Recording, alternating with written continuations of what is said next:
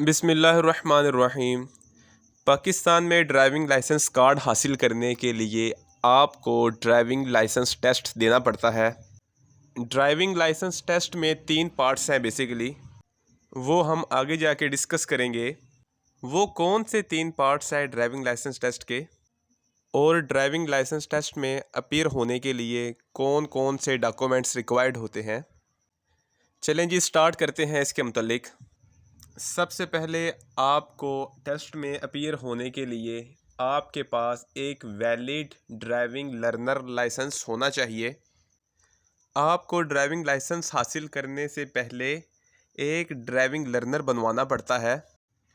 वो लर्नर को बने हुए कम से कम 42 डेज़ होने चाहिए। 42 डेज़ के बाद आप टेस्ट के लिए एलिजिबल हैं। उसके लिए आपको एक फ़ाइल भी सबमिट करवानी पड़ती है, जिसमें आपका एक मेडिकल भी इंक्लूड होता है, और ये हर माह हर वीक ट्यूसडे को ये ड्राइविंग टेस्ट होता है। आगे मज़ीद हम इसको ब्रीफली डिस्कस करेंगे कि हमें कौन कौन से लवाज़मात चाहिए। बाकी दूसरा इसका पार्ट है जिसमें हम देखेंगे कि ड्राइविंग टेस्ट के कितने हिस्से हैं।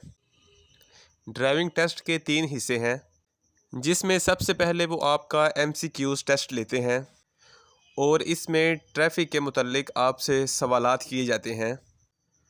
दूसरे नंबर पे फिर वो आपका इंटरव्यू लेते हैं, जिसमें आपसे ट्रैफिक साइंस पूछे जाते हैं। इसमें मुख्तलिफ साइंस होते हैं। इसमें आपको बताने होते हैं कि लाजमी इशारे कौन से हैं, एहतियाती इशारे कौन से हैं, और एंड पे जो तीसरा इसका मरहला है वो है कार ड्राइविंग टेस्ट, जिसमें आपको फ़िज़िकली उनको गाड़ी चला के दिखानी होती है। वो एक एल टाइप शेप होती है, जिसमें आपको एक दफ़ा गाड़ी आगे लेकर जानी होती है और दूसरे मरहले में गाड़ी बैक रिवर्स करके पीछे लेके आनी होती है। लें जी, आपको स्क्रीन पे शो हो रहे हैं वैलिड ड्राइविंग लर्नर के, जो आपको 42 डेज़ के बाद ड्राइविंग टेस्ट में काम आता है। इन केस अगर वो लर्नर एक्सपायर हो चुका है, लर्नर की एक्सपायरी होती है 6 मंथ में।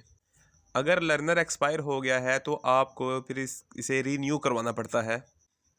आपको स्क्रीन के एक साइड पे एक फॉर्म नज़र आ रहा है, जो डॉक्टर अप्रूव्ड करके देता है कि आप फिज़िकली बिल्कुल ठीक हैं। जी, तो व्यूअर्स, हमें स्क्रीन पे शो हो रहा है हमारा MCQs का पहला सवाल। सामने दिए गए निशान से क्या मुराद है?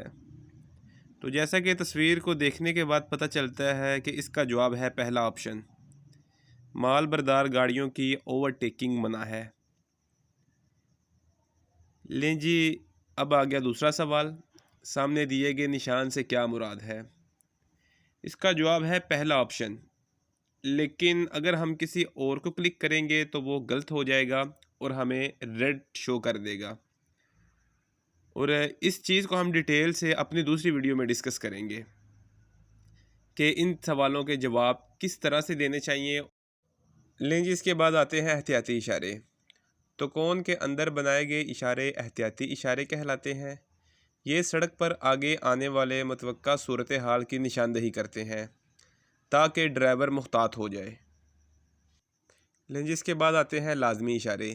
ये गोल दायरे के अंदर बनाए जाते हैं।